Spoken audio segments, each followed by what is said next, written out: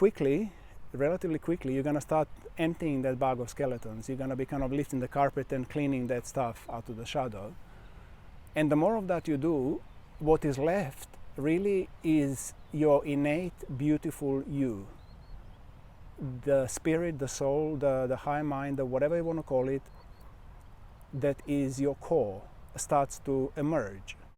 Combining those two, creating Dearmouring as a lifestyle, and knowing that that's how my life effortlessly becomes absolutely amazing, is why people are getting into it. This is why I'm in it, and this is why when people get it, they instantly get hooked on it, because why not? Like it just makes so much sense. Hi there, this is Dan here from Love Core and Dearmouring Arts. I want to talk to you about Dearmouring as a lifestyle and what that looks like and why that's actually so great, and why do I invite people to start doing it, to start living that kind of a lifestyle.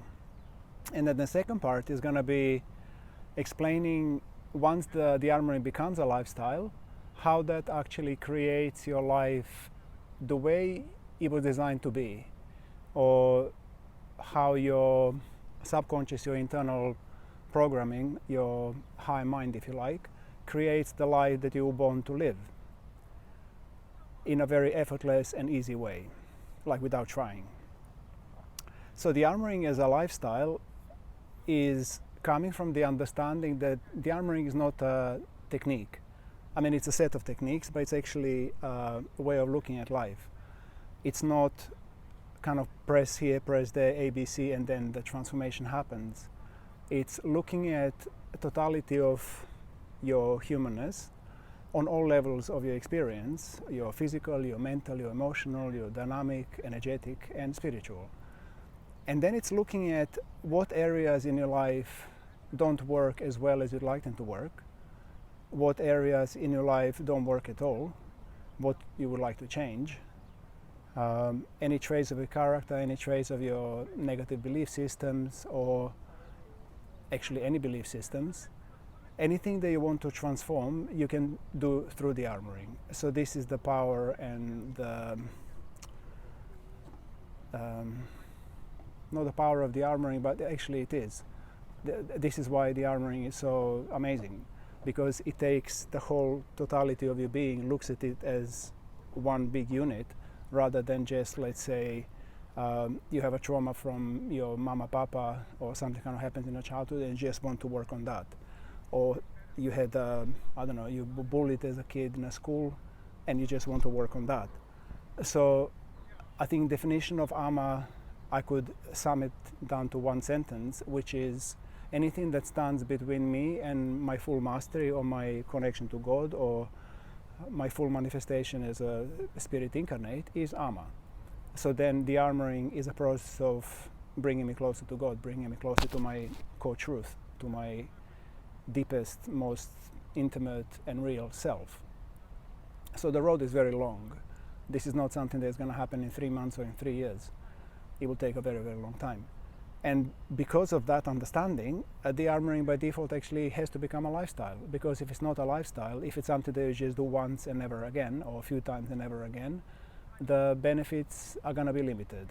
So this is why I'm kind of encouraging people to start living Dearmouring as a lifestyle. So what does that look like? So living a Dearmouring as a lifestyle looks like a continual process of working on your ego. This is mainly what it is. Limiting belief system, but this is all ego. And then being brutally honest with yourself and putting a mirror in front of yourself, like a life mirror, and saying, okay, Dan, so who are you? What are you made of? What are the components that make me up? What are the belief systems that make me up? What are the undercurrents that run me? You know, what are the things in my life that no matter how many times I try to change, I cannot change. It just somehow seems to be reverting back to how it was. Those kind of questions are perfect, and situations are perfect to be dealt with through Dearmouring. And then I need to start opening my options. I need to start looking at, okay, so what techniques or what approaches will do it.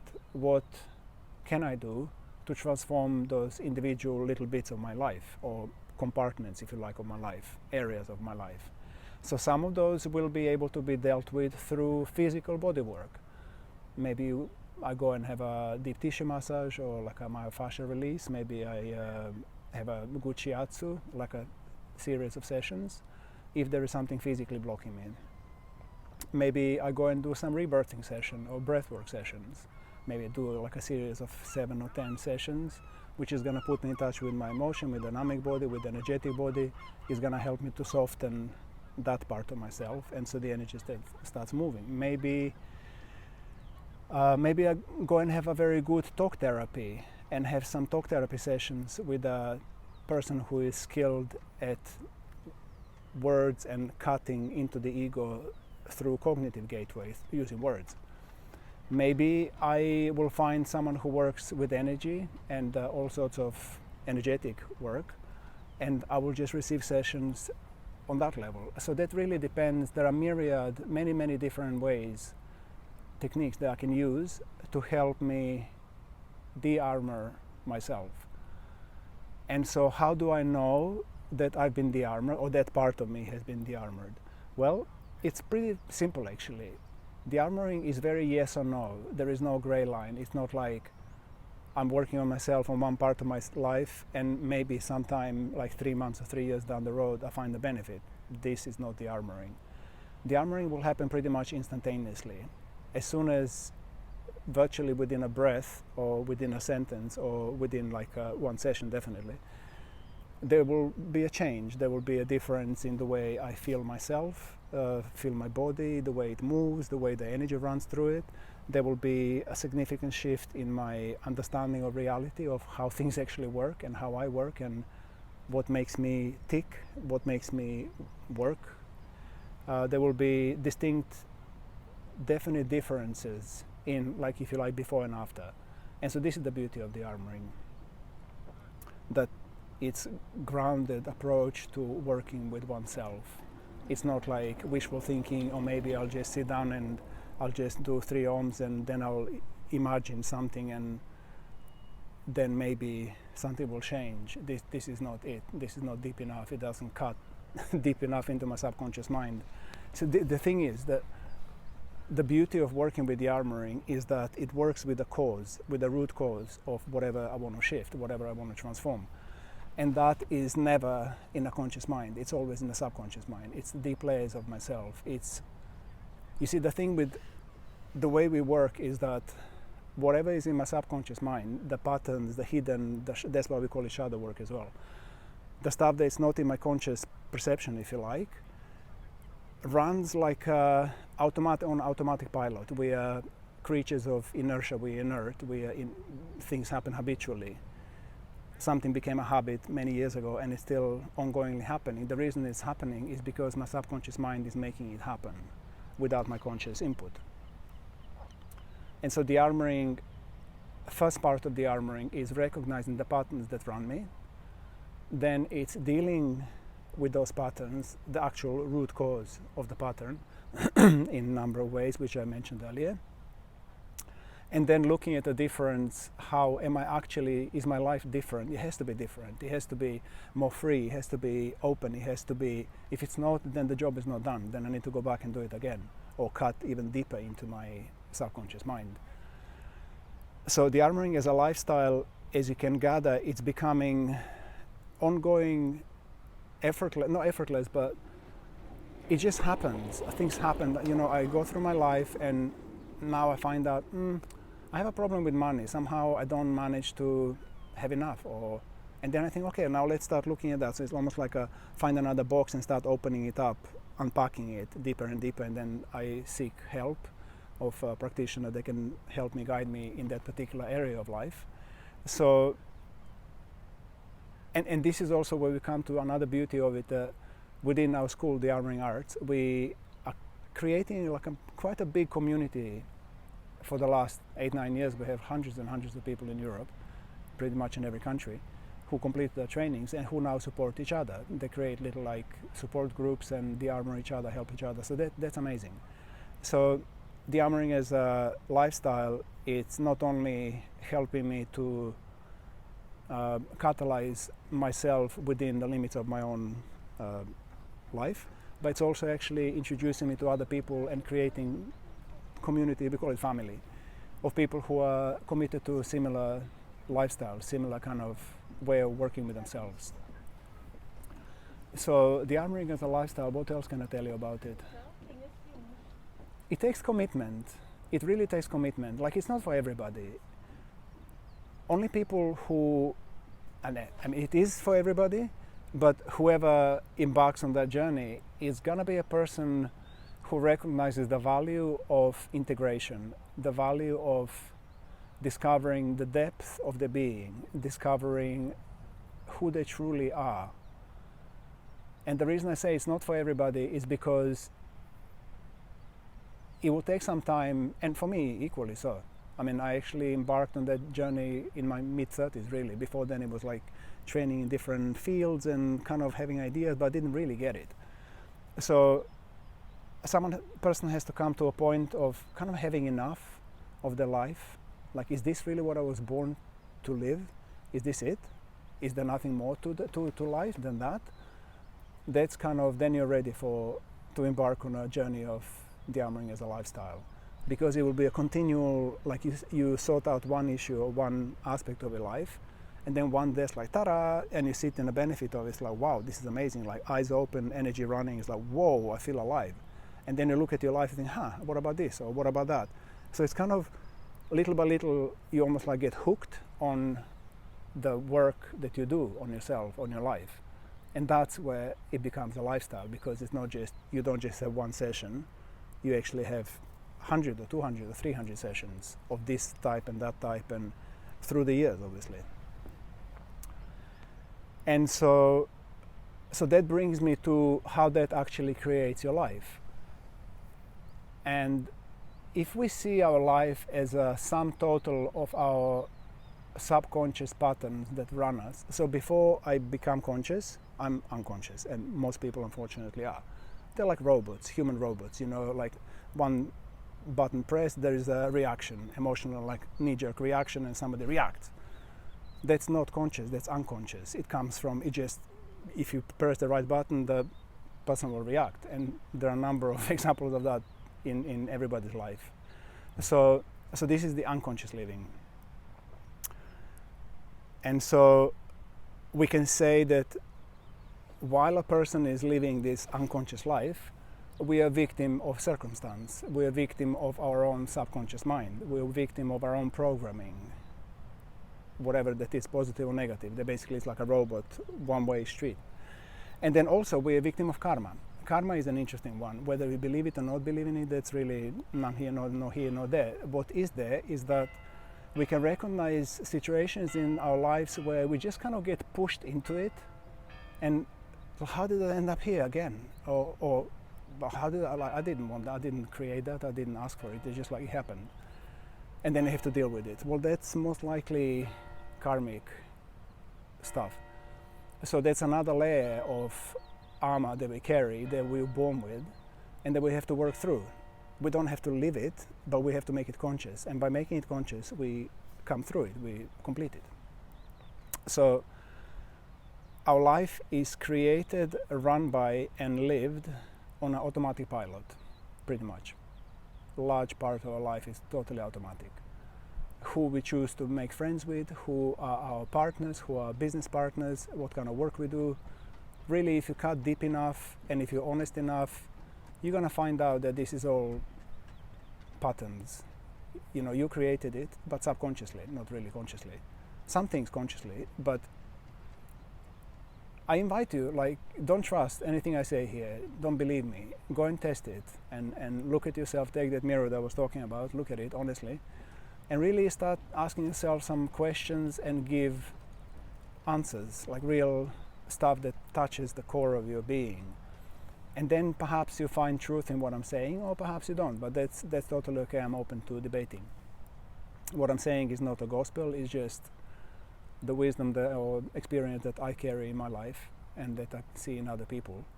So it's open to prove or disapprove.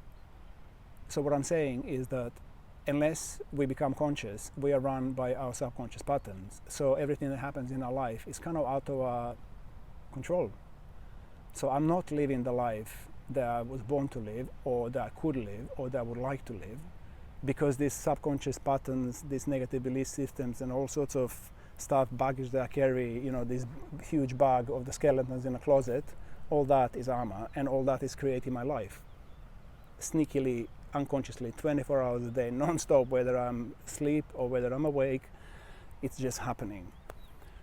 So by making your life a lifestyle of dearmoring, relatively quickly, you're going to start emptying that bag of skeletons. You're going to be kind of lifting the carpet and cleaning that stuff out of the shadow. And the more of that you do, what is left really is your innate, beautiful you. The spirit, the soul, the high mind, the whatever you want to call it, that is your core, starts to emerge.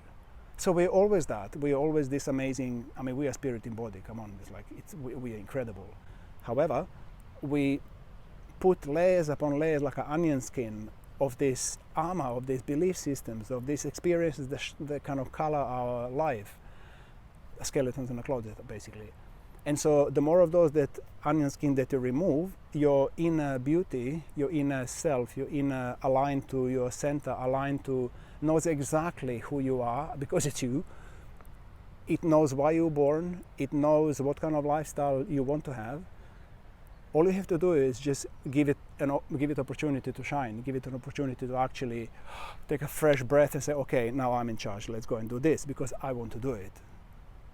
And so this is the beauty, the hidden beauty of dearmoring as a lifestyle, that even without trying, seemingly without knowing, you are beginning to manifest the life that you were actually meant to live. When I say meant to live, is because we're not really meant to live karma, and we are definitely not meant to live all this hardship that we do live. The only reason we live it is because we're unconscious. We don't know that that's what runs us. So we kind of walk through this life with kind of dark glasses, and we don't really see reality, unfortunately. So as we remove those glasses, and this is the armoring process, your inner beauty, your inner completeness, your inner fullness, your inner innate intelligence of this amazing machine system that we are, starts shining, starts creating your life. That starts manifesting your life, also subconsciously. But this time it's in line with who you are. It's in line with what your heart wants. It's in line with what feels good. It's in line with what you always wanted to do. You just didn't know how to do it. Do you get me? This is the beauty of this supernatural feminine style of transmuting, transforming, if you like, from a frog into a prince, and you don't even realize it. It just happens slowly. Because every completion, every armor that you remove, every layer of the onion skin that you take away, exposes more closer the bright shining heart, the bright shining spirit, the bright shining I am within you. And as soon as that happens, people around you respond in a different way. Reactions are completely and utterly different, because now they're responding to a different Dan. Before Dan was like meow, meow, and the reactions were like meow, meow, meow. Now Dan comes ta-da, and reactions are ta-da, because that's how life works. It's a mirror. So combining those two, creating dearmoring as a lifestyle, and knowing that that's how my life effortlessly becomes absolutely amazing, is why people are getting into it. This is why I'm in it, and this is why when people get it, they instantly get hooked on it, because why not? Like it just makes so much sense. Yes, it's intense. Yes, it's kind of raw and rough sometimes, because ego doesn't want to be caught out. Ego just wants to be right and wants to justify itself, and I'm right and you're wrong, and no, and I have my opinions and blah blah blah. But at the end of the day, the only question I need to ask myself is, does that work for me?